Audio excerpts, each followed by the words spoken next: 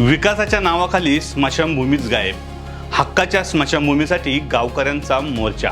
वडिलांच्या आठवणी पुसू देणार नाही. स्मशानभूमीसाठी गावकऱ्यांचं भावनिक लढा. MIDCचा भोंगळ कारभार. मावळ तालुक्यातील बदलवाडी आणि मिंदेवाडी या गावामध्ये सध्या एक गंभीर आणि भावनिक प्रश्न उभा राहिला आहे. 2015 साली तळेगाव MIDCसाठी त्यावेळेस हजारो एकर जमीन गावकऱ्यांकडून घेण्यात आली. विकासाचे अनेक आश्वासनेही त्यावेळेस देण्यात आली. क्रीडांगणे किंवा आपल्याला स्वतःचा उद्योगधंद्याची संधी मिळेल अशी गावाच्या गरजूंना वाटत होती.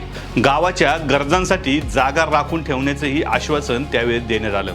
याच वेळी 6.5 एकर जमीन स्मशानभूमीसाठी राखीव ठेवण्यात आली होती आणि ती जमीन 7/12 उतार्यावरही गावाच्या नावाने नोंद झाली होती. आजची परिस्थिती अशी आहे की ज्या जागेवर गावाची वैकुंठ स्मशानभूमी होती त्या जागेवरती आता मल्टीनॅशनल कंपनी उभी राहत आहे.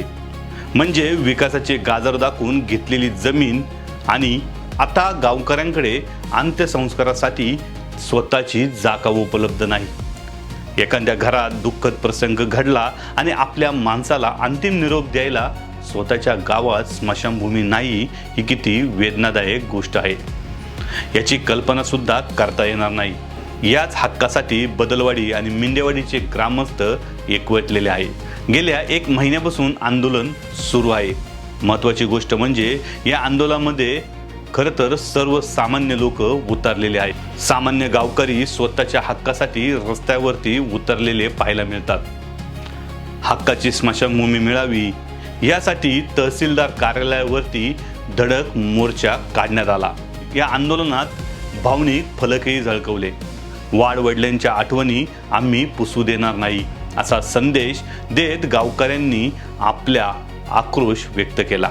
या आंदोलनामध्ये शांताराम बापू कदम, माजी राज्यमंत्री बाळाभाऊ बेगडे, रवी शेट्टे तसेच जिल्हा परिषद सदस्य पल्लवी दाभाडे, प्रशांत भागवत असे अनेक नेते याच्यामध्ये खरं तर सहभाग घेतला होता.